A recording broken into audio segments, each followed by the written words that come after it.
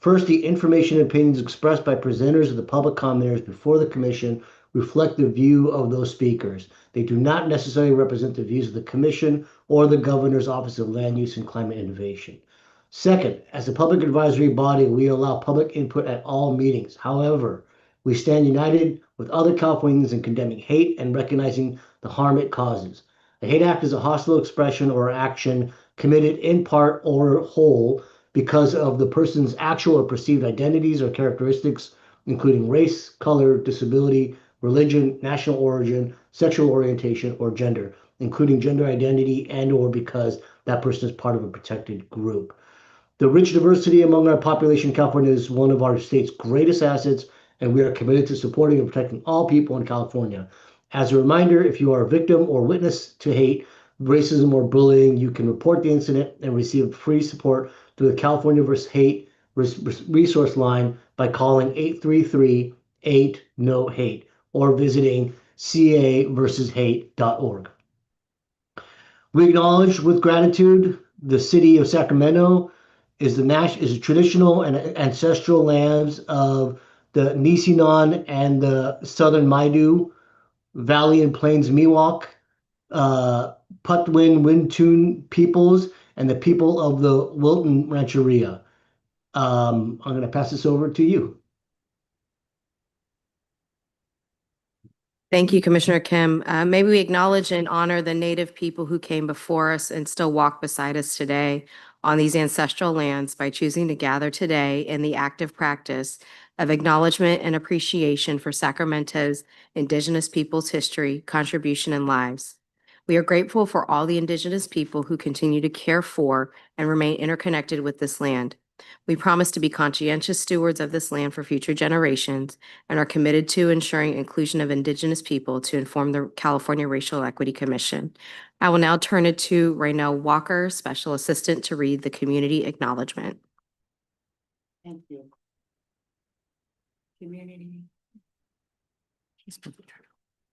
Community acknowledgement. We thank and honor the indigenous nations of this land who contributed to the building of this country.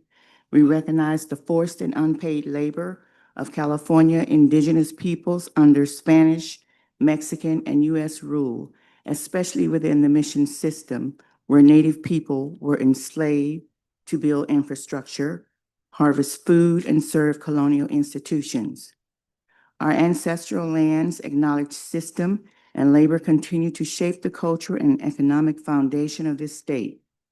Native nations in California contribute to the arts, governance, land management, cultural revitalization, and health sovereignty.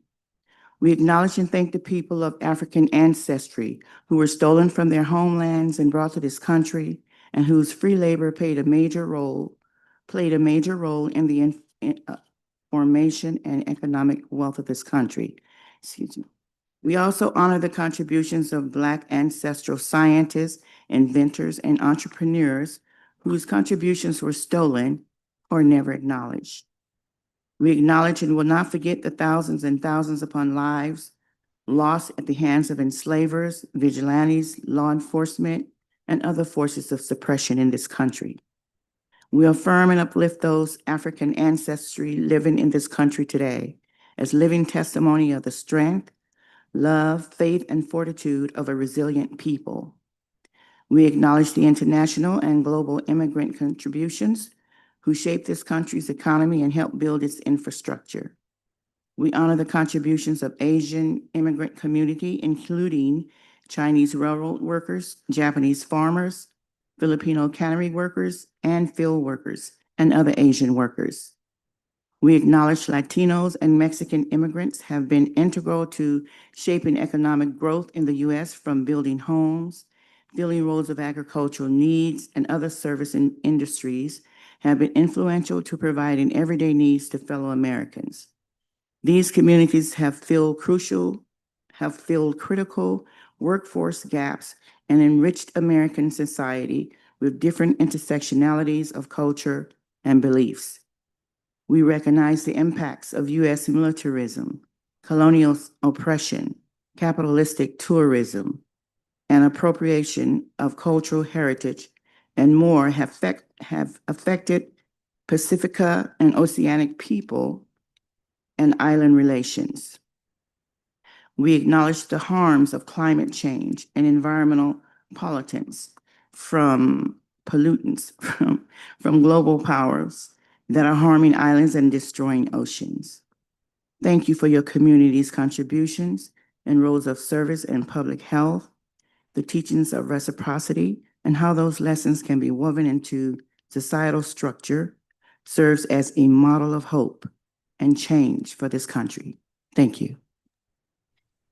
Thank you, Ronell, for sharing that community acknowledgement, for regrounding us in the history and the values as we get our conversation started today. Dr. Estes, can you please provide a brief overview of the agenda for this meeting? Yes, thank you, Commissioner Kim. We are currently on agenda item 1, our welcome. We will then have public comment on matters not on the agenda. We do have the approval of minutes from the May 15th meeting, which was a virtual meeting.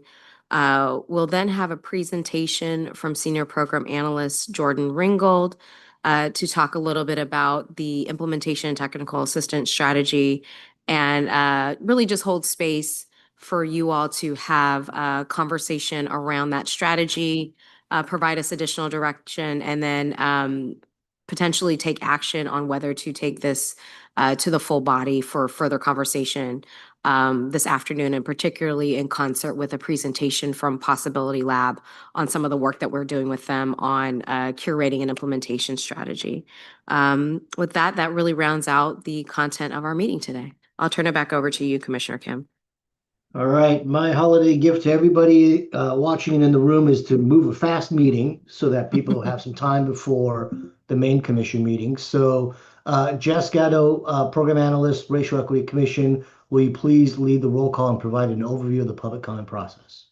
Yes, Commissioner Virginia Hedrick, Commissioner John Kim, Present? Commissioner Angelica Salas. Present. We have one commissioner in person. Please note Commissioner Kim is following the teleconference rules for advisory bodies outlined under Government Code Section 11123.5, which allows members to participate remotely. Under this code, remote commissioners are required to remain on screen throughout the meeting if in attendance. Also, please note that due to the number of committee members attending in person, there will be no action taken during this committee meeting. Thank you to everyone joining us today in person or online. I'm here to provide guidance for the process for this hybrid meeting, which we have designed with the intention of maximizing access by members of the public. For those joining the webinar online via Zoom or by phone, please note that your microphone is automatically muted when you join. To minimize the risk of background noise, you will not be able to unmute yourself. For those joining online via Zoom, please note that the webinar platform doesn't enable video for attendees, so we will not be able to see you. If you need technical assistance during the meeting or have a question about the meeting process, there are a few ways to contact us. If you are online via Zoom, the best way is by using the Q&A function. With several members of the Racial Equity Commission team monitoring it, if you have joined by phone and you have access to email, please email racialequitycommission@lci.ca.gov. To make an in-person public comment, you can pick up a public comment card at the public comment staff table and return it to one of our staff members. You can sign up early for public comments on items on the agenda. Please note you will need to submit a public comment card for each item you wish to speak on. If you plan to make public comment virtually, you must be online via Zoom, either through the webinar or phone option. To submit an online public comment form, visit racialequity.lci.ca.gov/meetings and complete the public comment form linked there. You'll need to complete a separate form for each item you wish to speak on. You may complete a form at any time during the meeting. When the public comment period for your item opens, we will call on your name. When you hear your name, please raise your hand. To do this, online in the Zoom webinar, click Raise Hand under the Participants menu. To raise your hand by phone, please press *9. When it is your turn to speak, a member of our team will unmute your microphone. If you are online, you will see a window pop up alerting you that the host is unmuting you. You will need to click the option to approve unmute. After that, you can begin your comment. If you are on via your phone, you will hear a recorded message alerting you that your line is unmuted. You can begin your comment once your line is unmuted. Each speaker will have a maximum of 2 minutes to make their remarks. Speakers requiring or using interpretation services are allotted 4 minutes to facilitate full participation. If you're online, you'll see a timer pop up on your screen. Please monitor that and wrap up your remarks accordingly. Whether you are online or on via phone, Commissioner Kim or staff will notify you when your time is up. After that, we will mute your microphone. You do not need to take any additional action. If you are unable to complete the online form but would like to make a public comment, please email racialequitycommission@lci.ca.gov. Thank you. Back to you, Commissioner Kim. All right, thank you, Jess. So let's go ahead and take any public comments related to agenda item number 1. There are no public comments for this item. Got it. Now let's go ahead and see if there are any public comments for any items not on the agenda. There are also no public comments for this item. All right, here we go. So let's go ahead and move on to agenda item number 3, the approval of the May 15th, 2025 Implementation and Technical Assistance Committee meeting minutes. Can we vote because we don't have quorum? Well, you technically do, because we lost one committee member who resigned from the commission. So with 3 people being on the committee, you do have a quorum in terms of a 50% plus 1. But what I might recommend, and I don't know if legal is online and would have an opinion, but I think we might be able to approve with common consent. But is Doug on the line, and can you provide guidance on whether the commission can, or the committee can actually move with 2 out of 3 members? Yeah, I'm here.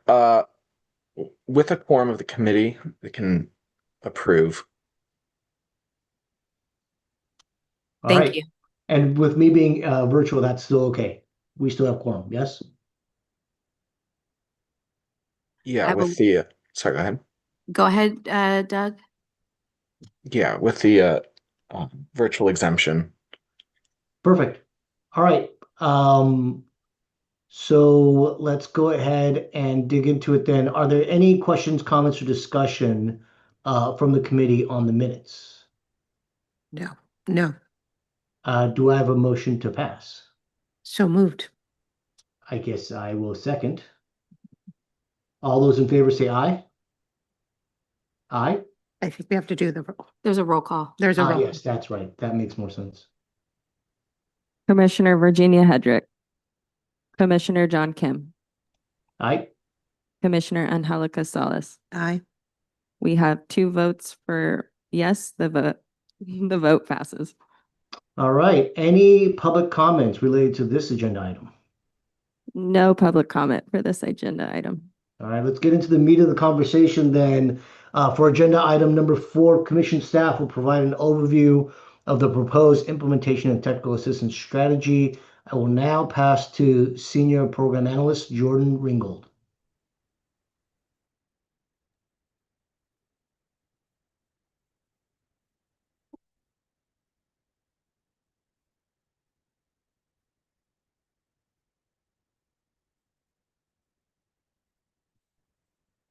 Thank you, Commissioner Kim. Let me get my clicker going. Well, good morning, everyone. My name is Jordan Ringgold. I serve as one of the senior program analysts for the Racial Equity Commission, and I'll be providing an overview of the proposed implementation and technical assistance strategy, and then hold some space for this committee to have a discussion.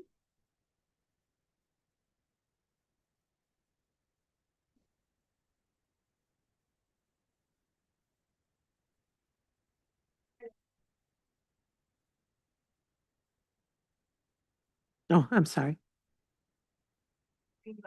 Mhm.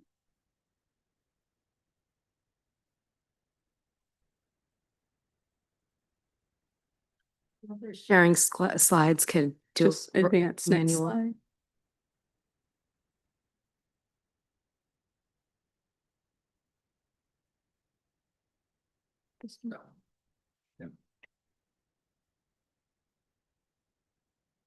There we go. Thank you. Thank you. So before we get into the strategy, I wanted to review the commission's charge as it relates to implementation and technical assistance. Per the executive order, this commission is charged with providing technical assistance upon request by a state agency on implementing strategies for racial equity consistent with the racial equity framework, as well as promote ongoing equitable delivery of benefits and opportunities by providing technical assistance to local government entities engaging in racial equity program upon request, and encouraging the formation and implementation of racial equity initiatives by local government entities, including cities and counties. In addition, the commission will continue to recommend resources, best practices, and tools for advancing racial equity in consultation with government entities, subject matter experts, and through engagement with the community.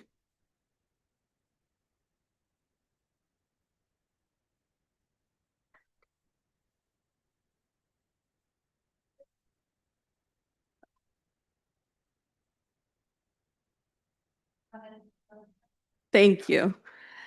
So for the proposed implementation and technical assistance strategy, there are 6 key elements that centers capacity building, resource development, and technical assistance to ensure government entities can operationalize equity in their respective departments and agencies. And I also want to recognize that the intersection between implementation and technical assistance and evaluation. We have included evaluation in this strategy because technical assistance prepares and supports agencies and departments to implement and measure equity work effectively, while the evaluation work tracks progress and can generate data and insights to inform, refine, and strengthen future technical assistance and ensures the framework's success and sustainability. All right, so I want to review ongoing implementation and technical assistance first.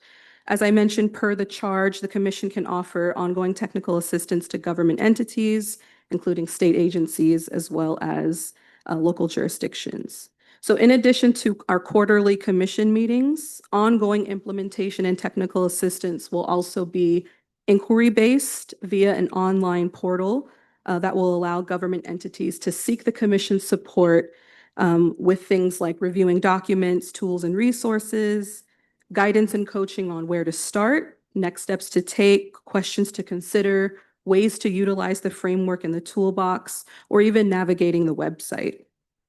Participation in speaking engagements as well, like panels and presentations on the framework content, and this can serve as an introduction to the framework, but can also be tailored to the needs of the requester. And I just want to call out, these ongoing efforts come directly from the framework. Part 2, delivering results that matter, under priority 2, helping staff build skills, knowledge, and experience. And so now I'll get into technical assistance on implementation and technical assistance that are planned to take place in 2026.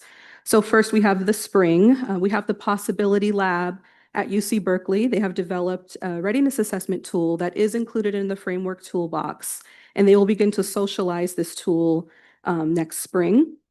And this tool can help agencies identify areas for organizational change and improvement, build internal commitment, and create accountability structures within agencies. Next is developing the Framework 101.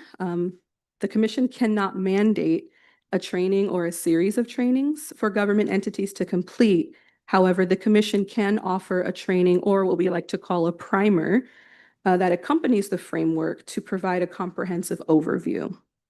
And with the support of an external contractor, commission staff will begin designing a Framework 101 next spring. Also, Vital Research, another external contractor, will develop a brief on an Office of Racial Equity to support implementation, coordination and alignment, capacity building, and accountability. While the commission is not charged with standing up this office, this research will offer recommended structures for long-term success. And these efforts come from part 1 of the framework, building the framework for your organization under priority 4, infrastructure to help create a California where all can thrive. Also planned for the spring, we have another external contractor, the Othering and Belonging Institute at UC Berkeley will develop a research brief and presentation on systems and structural change. You can see the draft title of their work here, which may be subject to change. But they're looking into moving beyond the framework and looking at what does systems and structural change look like for government entities. Will also explore other ways that they can support the implementation and technical assistance work, such as developing FAQs that we can offer on our website. So leveraging subject matter experts such as Vital Research, Othering and Belonging Institute, the Possibility Lab. This is all discussed in the framework under part 2, delivering results that matter, priority 2, helping staff build skills, knowledge, and experience. And then we have summer. Commission staff will work with internal LCI staff as well as an external contractor to support with the accessibility resources, such as updating the website, developing a brochure, and creating an animated video or videos to support rolling out the framework. An external contractor will also support with developing and coordinating what we call an open house. Dr. Estes mentioned this in the previous meeting, and this would be a space to help agencies and departments understand and operationalize the framework and also the toolbox, and implementing that and operationalizing that into their practices, their policies, and their programs. In addition, an external contractor will begin developing a comprehensive evaluation plan, which we mentioned in the previous committee meeting. And at this time of year, they will be determining the metrics and key impact indicators. By fall of 2026, the contractor will begin to socialize that evaluation plan upon approval.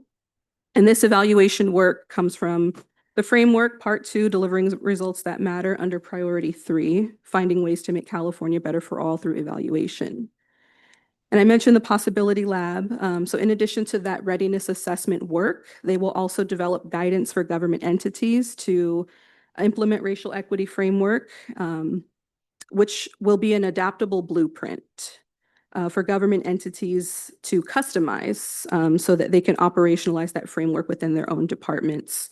So by fall of next year, this guidance will be drafted, but the full commission will hear about it later on today in the full commission meeting. And then lastly, I'd like to review the various elements of this proposed strategy that are planned to take place from 2027 to 2030. So the framework includes considerations for a statewide equity summit for racial equity practitioners within government to support shared learning and cross-agency alignment and collaboration. The statewide equity summit would take place every other year, starting in 2027, and be developed and coordinated in partnership with an external contractor. And the Possibility Lab at UC Berkeley will begin to socialize that guidance for government entities in 2027. And the commission will continue to expand our technical assistance work beyond 2026 during this time. And the evaluation plan that I mentioned will continue to be implemented within this timeline, along with evaluation reports. So I mentioned a few external contractors, so I wanted to share a snapshot of the current resources that is supporting the commission's implementation and technical assistance work. We have Vital Research, Othering and Belonging Institute, and the Possibility Lab. And we will soon have a contractor to support an animated video and also a contractor to support the evaluation work. So that concludes my overview of the strategy, the proposed strategy, but I wanted to hold space for this committee to discuss the strategy.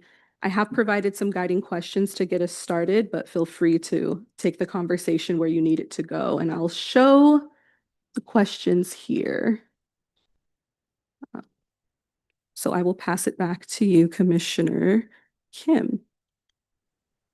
Thank you, Jordan. I gotta say, I feel like your work on this has been spectacular. Not only the thoughtfulness to continue to link back to the framework, um, but just the whole sort of process that you've laid out and the steps that you've put together here. Um, for discussion, let me just open it up first to Commissioner Salas to see if there are any opening thoughts or any of these particular questions you wanted to respond to. Yes, and I'm thinking about what would deeper technical assistance look like, and also maybe it's the reaction around the context in which this work is getting done. And so since we have the Other and Belonging Institute as one of our main contractors, they are experts around narrative and communication strategy.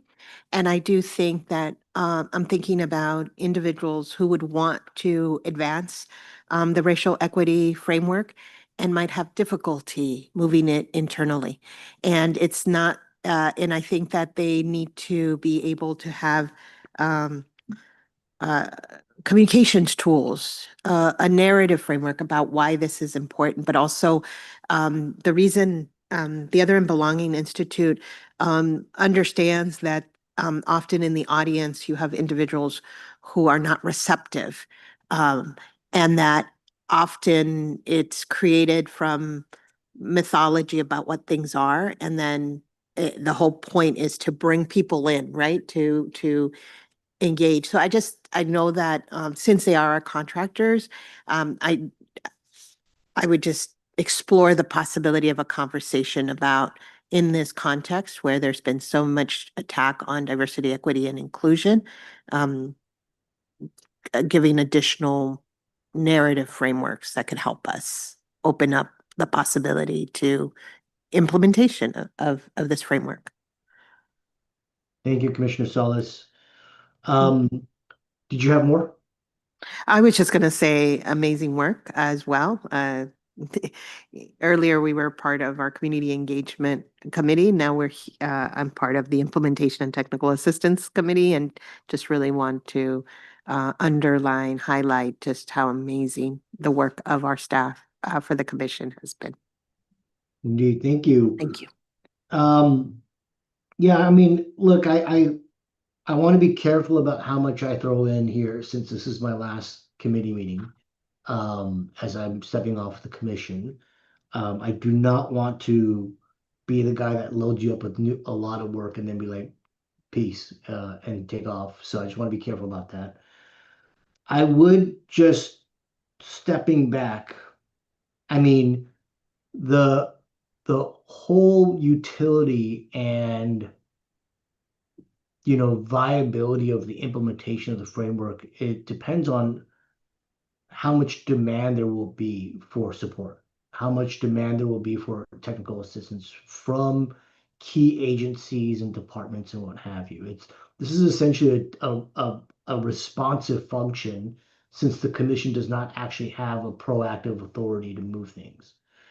And so that being said, I feel like the component parts of the videos and the reports and all of that are absolutely right on, but they kind of require someone to actively search for these things, to get engaged and then to bring that in to their work. Because it is a responsive function, I do think that what might be really helpful to ensure there's sufficient demand moving forward is targeted direct outreach to leadership of agencies and departments so that we get this in front of them. And there nothing beats, actually, shaking hands, looking in the eye, kind of having conversations with direct leaders. And it certainly will be significantly more impactful than just posting content or materials. And so I that's one thing I would put out there is should there be a concerted round of outreach to, I think it would be the executive program leadership and budget leadership at key departments and agencies, I think staff or legislators themselves in the California legislature would be good. I think just sort of getting the word out. This is sort of the montage section of the movie. We got the framework done. Now we just got to hit the pavement and actually go meet some folks and talk about it. So that's one thing I just wanted to put out there as a discussion point. See what the Dr. Estes, Commissioner Salas, what you guys thought about that. Commissioner Kim, if I may respond, I'm going to actually work backwards. In terms of legislative staff, we have had a couple offices reach out to us directly about just having conversations about the framework. And so those are either scheduled or to be scheduled. I think one of the things to think of as commissioners who have relationships, not only with legislators, but also executive level folks throughout the administration. Your outreach and engagement is actually extremely important. And I feel as coming from staffing perspective, being able to lean in on commissioners' engagement would be really, really important to support that rollout and to really drum up the demand for engagement. Related to executive program and budget staff, we are in the process of scheduling a meeting with Department of Finance to have ongoing conversations about the content within the framework and the opportunities for partnership and technical assistance. Similarly with the Office of Data and Innovation on some of the data work. So we are continuing to build upon some of the activities that we did do last year and that kind of direct engagement. In terms of program staff, where we've been able to leverage engagement has been through a couple different venues of learning communities that come together. There are a couple convenings of equity leaders throughout the state where we've presented. The timing of this is a little bit different. We talked a little bit or earlier in this year about the overview of what would be in the framework, but now that the framework is published, we haven't had a little bit more in-depth discussion with these entities about what is the framework and what are the roles that they can play in implementing. And again, that one-on-one handoff to drum up engagement and demand. And I have the framework itself has been electronically transmitted to the state legislature as well as the governor's office. The speaker and the new pro tem has received hard copies, and the governor, I actually have the governor's hard copy with me right now, but the governor's office will also receive a hard copy. I do believe there is awareness at the cabinet level of the framework. They do track much of the work that we are doing, and so they are aware that the framework was published and has been released. So there is awareness at the cabinet level. But I do hear you in the importance of more targeted outreach and engagement. And so I think some of the things that we need to think about and refine is really how we do that in the interim before the open house. Again, so people are starting to socialize these opportunities, approaches, tools within their own spaces before, and not necessarily looking for permission to do so through an event like an open house. Many equity leaders throughout the state are fairly familiar with the work of the commission, but also that we have a pretty open door and that if you reach out, we will make time and space to have conversations. I will say though, and this came up actually during the funders briefing on Monday, there was one funder that had confused the work of the commission with the reparations task force. And so there's still some socialization and learning that has to happen more broadly. And I think the importance of a brief and maybe even animated videos still actually play up and support those that are still advancing equity work, is doing it in a way that is plain language and maybe a little bit more translatable instead of having to read, a 75-page document. They're getting something that's a little bit more digestible that they pick up the 5-pager and say, you know what, I think I want to dive deeper into this. Let me make sure I follow up and ask those questions or engage in a conversation. So I do think, I totally agree with you. It's more than just posting content. And I do think there is an opportunity, and this came up in our meeting previously, about is there more of a public affairs communications outreach engagement strategy that we can do with the Governor's Office of Land Use and Climate Innovation and our staffing in the department there. But I also think there is an opportunity to make sure that commissioners have the materials as well. So when they are, in their meetings, typically they're simple, they're 9 to 5 conversations. They can also say, hey, I'm also serving on this commission. This is the framework. We'd love for you to engage with your organization. Feel free to contact, Dr. Estes or me on that. And you can always pass my contact information. That's never an issue. Yeah, I mean, I'm Um, sorry, go ahead, Commissioner Salas. Yeah, no, I was also going to say that earlier in our community engagement conversation, we talked a lot about a real intentionality around reaching out to county governments, as well as when we're doing our community engagement meet and greets or other activities, to make sure that local government representatives are invited. And that has happened naturally throughout the course of those activities, almost organically, in a sense that they're part of, but now to be even more intentional in their participation. So I think we're very aligned in thinking about making sure that people are aware and are seeking us out because we're seeking them out as well. Yeah, I mean, Dr. Estes, I appreciate your comments. Again, I think having run a statewide resource for technical assistance around racial equity, referrals are critical. They help tremendously.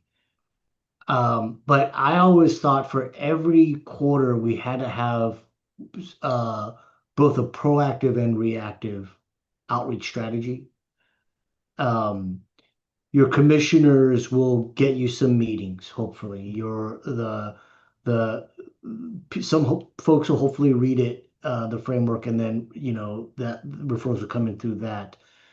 I do think there's an opportunity for a kind of a steady stream of proactive outreach where you could take the community's comments at these community meetings and thematically decide or analyze which departments are most implicated in what the community is asking for in these meetings, and then set them up as a series of meetings where hey, can we come and talk to you about this framework and what we can provide as support? I think there have been multiple conversations that would implicate or maybe warrant a meeting with HHS or the Air Resources Board from some of the conversations we had in the Inland Valley or the Central Valley, or maybe even the Department of Aging. Again, sort of thematically analyzing the community's input, identifying what might be priority departments or agencies, and then just sort of setting a proactive outreach on top of the reactive referral piece. The only other thing that I sort of would mention is I think the idea of taking on these referral requests and kind of assessing their readiness and kind of thinking about how to support them. I think there's going to be a lot of requests that are just super rapid response, right? They may be thinking of these things very last minute and ask for some advice, support on strategies or resources very last minute. And so I just hope that there's some thinking about a rapid response capacity because around legislative time, around budget time, I think there would be like crunches if there's a sufficient demand. So that's the last thing I would mention. The other thing that I'll add, and this is something that I would say came up in 2024. It's interesting how things change depending on the environment. And I would say in 2024, we had so many more requests, and even early into 25, requests for presentations, engagements, conversations, which have, for the most part, come to a halt. And I think that speaks to what we're seeing more Mhm. broadly. Mhm. And so when we were experiencing the high volume, we as a staff started to have conversations as to how do we triage requests, and what does that look like in responding as a staff? What does that look like in bringing in commissioners to be part of those conversations or other subject matter experts that are within our networks? In the conversation we had this morning at community engagement, that actually prompted me to write down, following back up with our IT team and really presenting the challenge of generate, and this would be passive, it's still passive, Mhm. but or reactive, but creating spaces within our website to be able to receive requests, triage. And I think it is, as much as we might be proactive, I think it is still important to collect information through a portal so that we are able to document, we are getting requests at this volume for this issue. Mhm. And so that we're able to more accurately track what are the needs. And I think this may even need to be discussed in our full commission meeting with the conversation with Possibility Lab, because of some of the conversations we've had about how do we talk about implementation with agencies and departments. So I'm spitballing here, but what I'm hearing and seeing is also just a need to revisit our own communications and IT capacity to be able to receive information, document who's asking for what, be able to triage it, and then start to be able to collect more information so that we're able to then better refine how we provide technical assistance. But one of the things that is kind of in the air for me and continues to be in the air is what is the role of the commissioners in technical assistance, just recognizing your own capacity as individuals and as a full group. And what does it mean to bring in other subject matter experts? Because I feel like throughout the history of the commission, we have engaged a number of subject matter experts that may be better suited to be part of conversations around embedding racial equity strategies into specific areas of government. And so those are just kind of some outstanding questions that I have, and I would love any reflections that you all have on about what that could look like. But I do think building in a strategy that not only includes communication, external affairs, and intentional outreach and engagement, but also what is that receipt of that information and how do we receive information? One thing that comes to my mind as you were describing this is, for lack of a better example, a ticketing system where somebody can ask for that whatever that request is, and that you could really see how it was fulfilled, and whether it was filled internally, it was fulfilled by connecting people to experts, because sometimes maybe it's actually I need you to help me connect with somebody, and just so that we could see how are we actually fulfilling that request. So I do think that it is going to be very important to really think through with the IT, your Yeah. IT, professionals to think about that. And I say that because from, actually running an organization that does a lot of community Mhm. education and technical assistance, um, it's really critical for us to really follow through. And often it's, folks from hospitals and educational professionals. So you also have to provide the technical assistance based on their institution. And so to me, it's also the creation. Often it requires us to create new materials that are more, they're just, they're created in order for them to really make sense to who's asking it. So the other part is to also document what in the technical assistance has had to be created in order to help them implement. Yeah, thank you for that. I'm even thinking about our own internal IT ticketing system for IT support and how it actually could be adopted or adapted in a way that could support how we are tracking the ongoing engagement. Because it isn't just we received your information and we scheduled a meeting. when I typically work through the IT system, you're getting constant updates as to what is the status. Oh, well, this is shifted. Let me provide some additional information or context.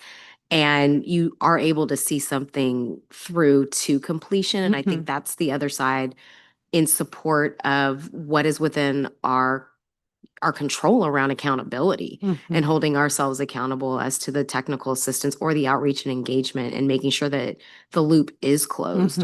So I really do love that idea, and we'll definitely reach out to our IT department and get that ball rolling again to explore what that could look like.